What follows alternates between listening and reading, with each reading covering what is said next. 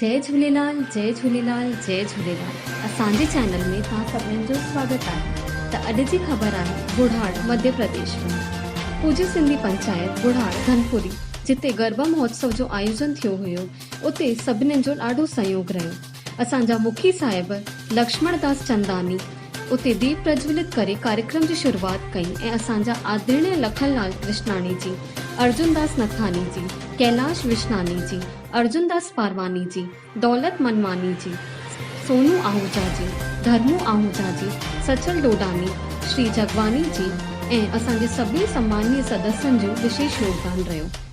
विश्व सिंधु सेवा समिति जो धन्यवाद कंदासीं जंहिंजो ॾाढो सहयोग रहियो।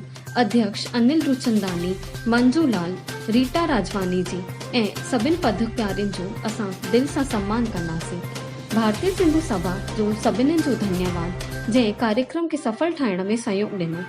आदरणीय लखनलाल कृष्णानी जी, रमेश आसवानी जी, संजय आसवानी जी, राम एस मलानी जी, लालवानी जी, राजकुमार आहूजा जी, सपना आसवानी जी, ओशा डोडानी, इंदिरा एस मलानी, काजल ग्वालानी, कोमल आहूजा, वर्षा डोडानी, कीर्ति डोडानी, सरिता मान्यवानी ऐं सभिनीनि जो दिलि सां धन्यवाद।